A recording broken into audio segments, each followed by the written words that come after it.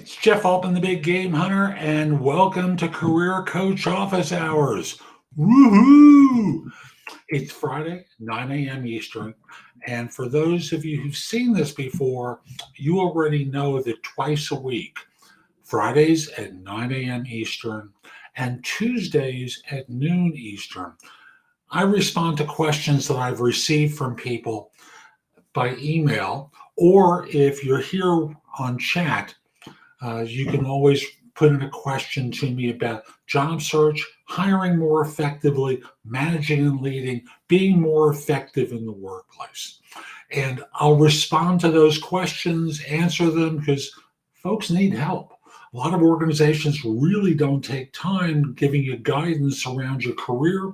And from a job search perspective, I know from all those years I worked in recruiting how, job hunters learn through trial and error, and there's no reason for that. There are people like me and others who do coaching that really do help people perform at a high level.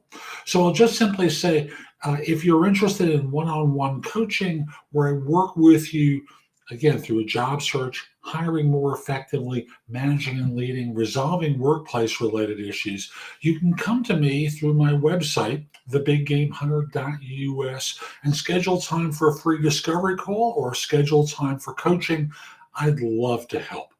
And there's also great information at the website.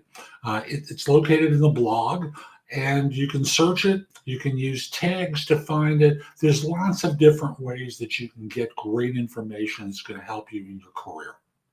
Now, I've got a lot of questions from people today to address, and I'll just simply say, I'm also going to do my career coach, my insider job search tip for the day as part of this. So I've got a lot to do, and I'm going to respond to questions. We're going to go for about a half hour, I expect, and I know I need a little bit of prep time because I'm being interviewed for a podcast at 10 a.m. Eastern. So I'll do what I can to help, and let's go with first question. How should you create the best resume to be hired by even the most demanding companies? The assumption is your resume is going to get you hired, and that's not true. You're making a mistake to believe that your resume is going to do anything other than get you through the front door to be evaluated for the firm. So don't think in terms of anything else. And the best way to get your resume to open the door for you is if you've seen an ad and you're applying, which I think is what this person would want to have happen. The best way to do it is to go through the requirements of the position and the functionality of the job and to make the fit obvious for the reader. Because otherwise you wind up in a situation where, frankly, you're wasting your time. All you're doing is flipping a generic resume as though it's a burger at a fast food restaurant to the receipt to the viewer. So just make the fit obvious, and that's going to get you in the door.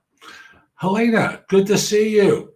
Thanks for joining. And if you've got a question, put it in the chat. Love to answer it. So, as you can tell, there are people who join me with regularity. Next question. Is it possible for potential employers to find out about jobs I've had in the past that I didn't list on my resume?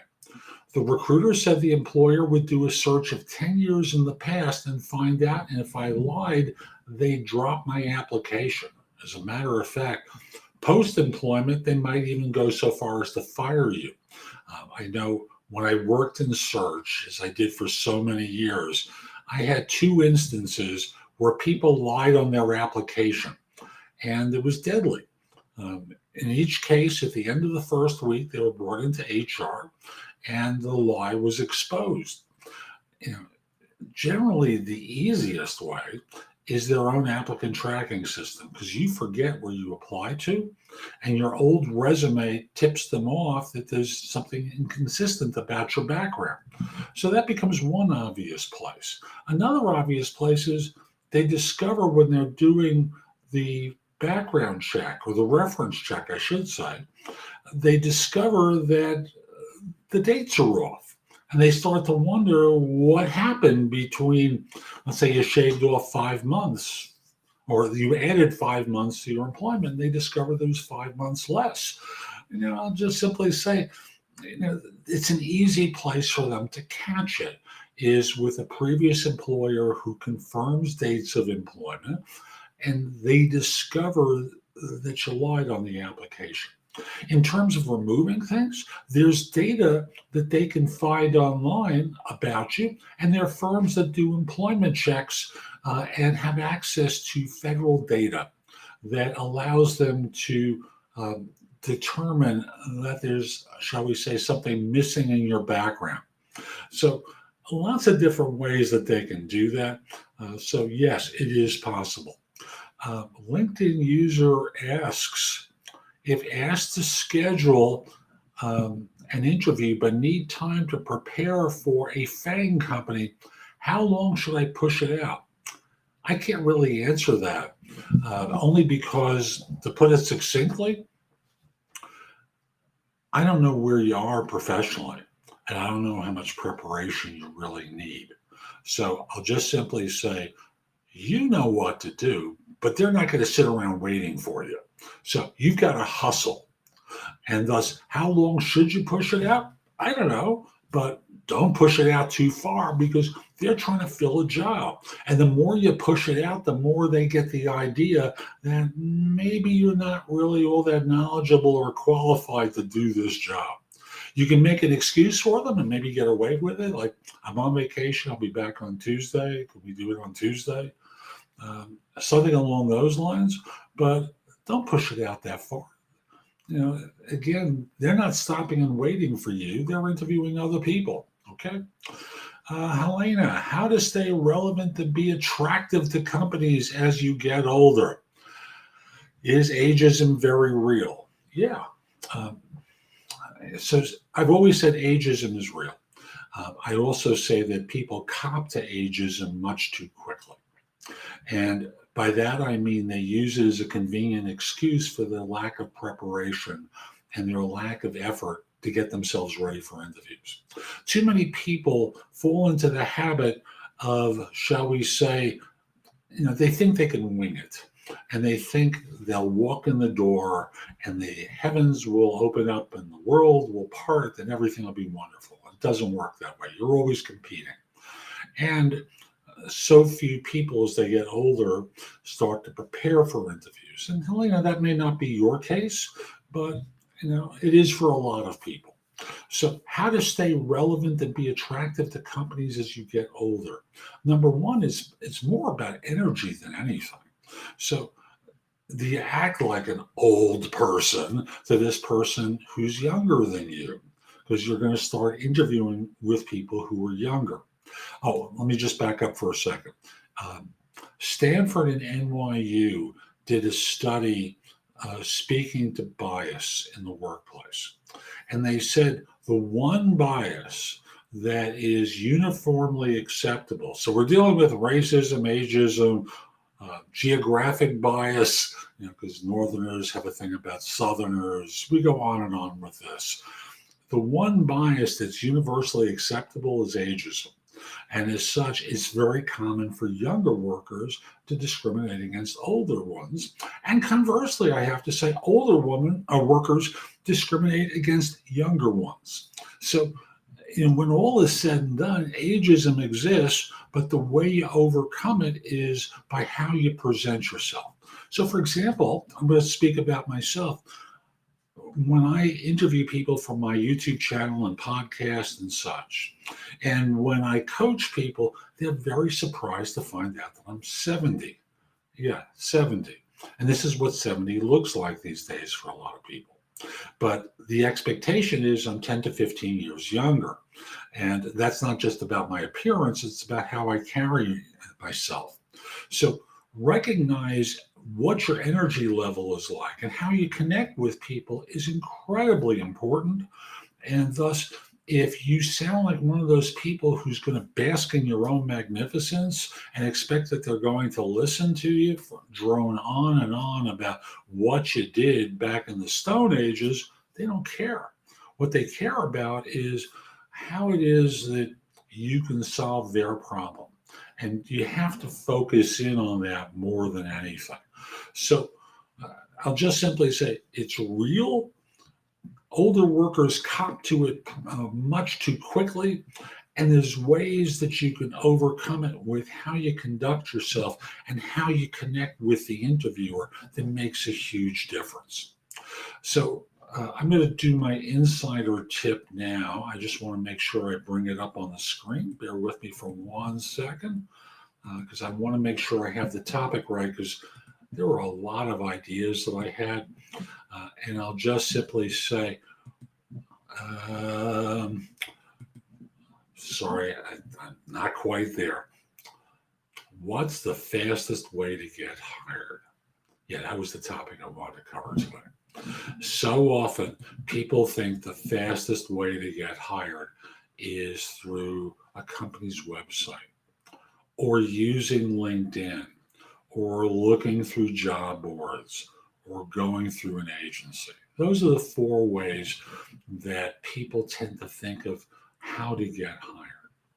But the fact of the matter is, what gets you in the door more than anything isn't these ways. It's certainly not the fastest ways, because they're the most competitive ways.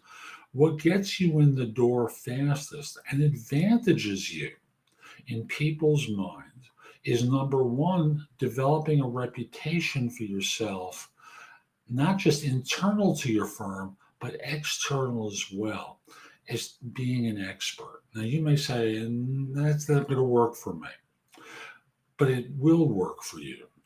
Not on this job search, but for the balance of your career, if you're not too lazy to put in the effort. The idea is to advantage yourself by getting to the front of the line and to be known and develop a reputation for your expertise.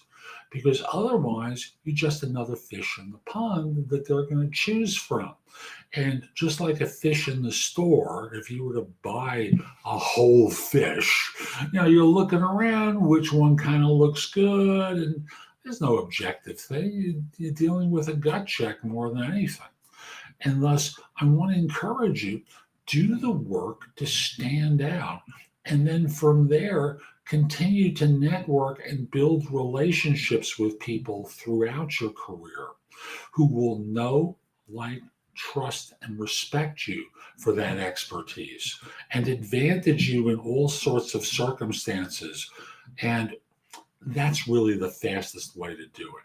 Does it take time? Yes. The other ways take more time. Here, you wind up at the front of the line.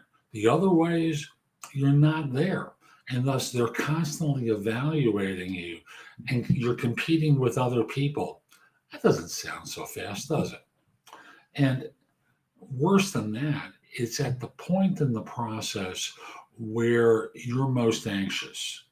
And since firms want someone who inspires confidence that they're the solution to a need, it just makes so much more sense to get to the front of the line by doing the work proactively than lurching from job search to job search to job search, always trying to hustle last minute, getting your anxiety level up and the worry up, and that doesn't really serve you. So let's come back to the Q&A. These first questions really deal with job search, then I've got professional questions as well. Why have employers started contacting job applicants by text? Why don't they say who they represent in the text messages? Well, they contact people by text because it works. Contrasting here for a second, when they respond by email, sometimes because they're bulk emailing, as part of their marketing efforts, their messages are getting to spam. You're also not checking your email all day, but you're responsive to text. So they're using the mechanism that works best to get through to you. As for why they don't identify themselves, well, sometimes they forget. And sometimes it's a conscious decision on their part. And thus, if the message says something along the lines of, I want to speak with you about a position that you'd applied for, you can always respond by saying, who's this and what firm do you represent? It's not that I've contacted lots of firms, but I've contacted several. Or if they're using their database and reaching out, again, same practice. Just ask them who they are and what firm they represent. And then from there, what position they're trying to fill, because that saves you time. Always ask about the job that they're working on, they're trying to fill, because sometimes, as many people have complained to me, I'm a manager now. They're talking to me about a staff position. It pays $30,000 less than what I'm making. So always ask about the job. It's going to save you a lot of time. And if it's not for you, recommend someone that they can contact. It's a good deed on your part. You're helping someone else. A week ago, I had an interview for an internship. During the interview, they asked me if my phone number is still available, and the interviewer also said, I will check with administration about your visa status. Are these good signs? The answer is, the first one is yes, but I suspect the second one indicates no. Let me explain. They're going to contact you, I would expect, by text or email, I should say, to reject you, because it's hard for me to imagine that an HR person who's screening for you, for a firm, doesn't know what the firm's policy is about visa transfers. So what they're trying to do is lay the blame to an imaginary other person that they're going to check with, so you can't blame them. They've checked with someone else who's telling them that they're not willing to transfer a visa. A certain amount of time is going to go by before they respond to you, but they're ultimately going to reject you. The first part of the question looks good. The second part, I would expect a rejection. Let's go to the next question. In an interview, can I mention that I want to change because the company is burning us out and it's worse on a monthly basis? There's no other reason for the change. Languaging it that way is going to get you into trouble, and they're going to reject you as a complainer. Burning us out. What does that mean? You have to illustrate what's going on. Now, I'll use an example. Call center. In a call center, they may want you to do an unreasonable number of calls per hour. And you're being handled, you're receiving calls that require more attention. They're not commoditized calls where you can quickly fix the problem. Burning you out is just a suggestion that maybe, just maybe, they might be hiring someone else's problem. You have to explain it, but not using language like this. Again, you might say something along the lines of, I've been with this firm now for 6 months. I've seen a 200% turnover in the group, and I understand why. It's hard there, and I don't mind hard, but it's crazy hard. Let me explain what's coming up and why I'm warned from this experience.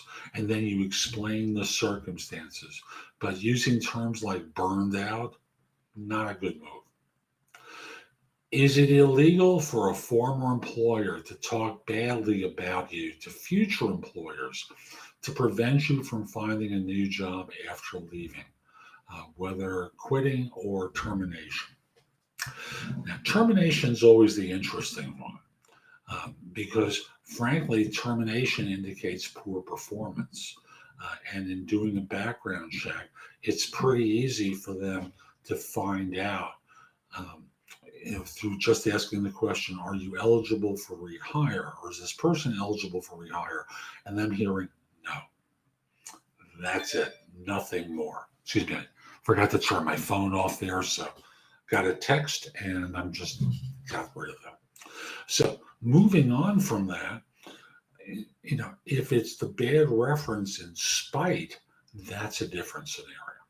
And if you've heard rumors that your firm does that, as I've suggested to other people, at the time you resign and give notice, you meet with HR as well. And you ask that the hiring manager be present. And you say something very simple.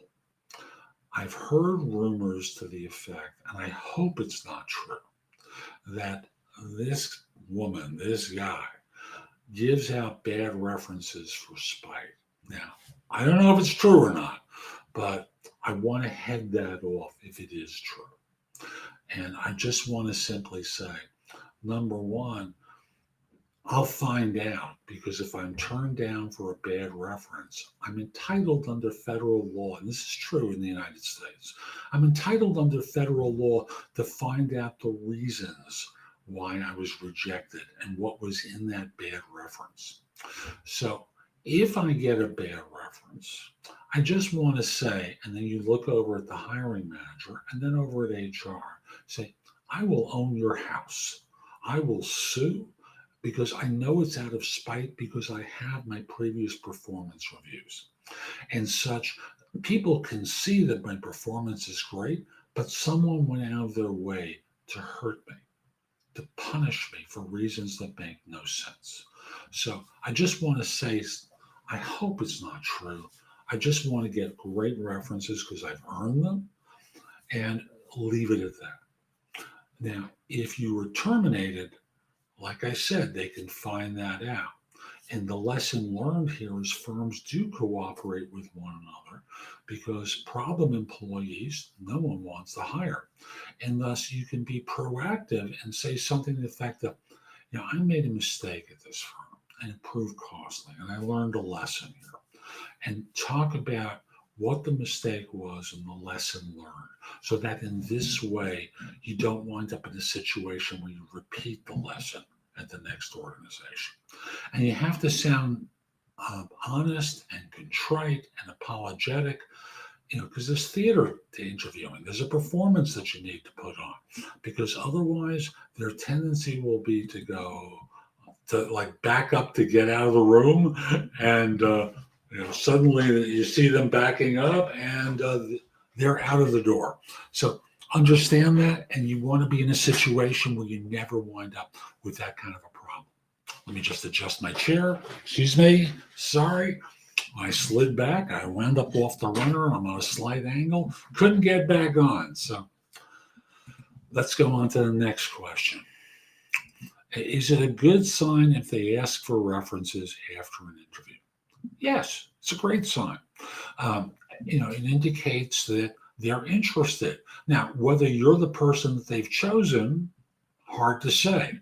But, what it can mean is we're getting ready to make an offer. If it's the first interview, it's a little early for them normally to do it. And if it's a third-party recruiter, they may be trying to source the references to try and fill jobs too. So understand that sometimes where the references are asked for in the process can indicate a good sign, or they're trying to get more people for the job and they're going to contact these people ostensibly to do a reference check. But what they're really doing is trying to find out other people that might be qualified. Let's shift gears to other types of questions. Can an employer legally deny a vacation that was planned before they hired you? Legally is the interesting word there, because legally suggests that there's something illegal about asking a question like that. So what sometimes happens is job hunters at the time of an offer, before accepting, neglect to mention, I just want you to know I have a vacation schedule for such and such dates, and working out that mechanic before the hire is made, so that they're aware of it. Because they plan work out. They're hiring you to solve a problem. Maybe it delays when you start by a week or so, but remember, from their standpoint, they're trying to solve a problem. They're trying to bring someone on board to help them with particular issues that they have. So, if you're in a situation where you have a vacation planned and you're going to be starting a new job, tell them. Surprises are never good, right? You don't like being surprised by things. Suddenly it's, and it's not good. So always tell them in advance. And in this particular case, it is legal. There's nothing illegal about them denying the request, especially if you didn't bring it to their attention. Next question. Should people hire based on passion over experience? No. Nor should they hire bored, disinterested, qualified people who have experience, because experience isn't necessarily enough. The idea that it's one choice over the other, not good. A person needs to love what they do or be extremely good at what they do. And sometimes the experienced person is, as I was talking earlier about the older individual, they're bored, disinterested, competent. It's a 9 to 5 to them. It has an impact on the energy in the group. And as such, it's not a fair choice to make. What you want to be doing is, when you're hiring, you want to bring both into the equation. It's not a one or the other. Which leads us to the last question for today. My programmers don't like working more than 40 hours a week. Is this the norm in software development, or should I be looking to hire harder working individuals? Look, I don't know what your hiring process is like. I'm dealing with the fait accompli here, that you've got a problem with your people, that you want them to work more, and they're only giving you 9 to 5 or 40 hours a week or whatever it is. Here's the problem. You didn't let them know what your expectations were when you hired them, and thus they're rebelling against it. And as a result, the fault isn't with them. The fault is with you, because you didn't tell them what you'd want them to do. Instead, you kind of glossed over it and kind of had the expectation it would all work out and they would know. They didn't know. And they're resisting working more hours than that. I was tempted to say crazy hours as though it's a startup and they've got equity, yada, yada, yada. But I don't know. All I know is you want them to work more hours, and they're saying no, and thus the fault is with you. Now, most software professionals understand that there are times where they may have to work more hours. But the way this question is posed, it sounds like it's a cultural norm that you want them to always be working long hours. Again, the fault is on you. So I'm Jeff Altman. I hope you found today's show helpful. I'll be back on Tuesday with more Career Coach Office Hours. If you've got a question for me before then, what you can do is put it into an email and send it to me at thebiggamehunter@gmail.com. In the subject line, put the phrase office hours. So this way I know what it's about. And at a minimum, I'll respond at the time of the show. Or if I have time before then, I'll try and send you a message in advance. And my website, thebiggamehunter.us, has a lot of information that you can watch, listen to, or read that will help you in a lot of different ways. And you can schedule time for a free discovery call, schedule time for coaching, order my courses on different aspects of job search.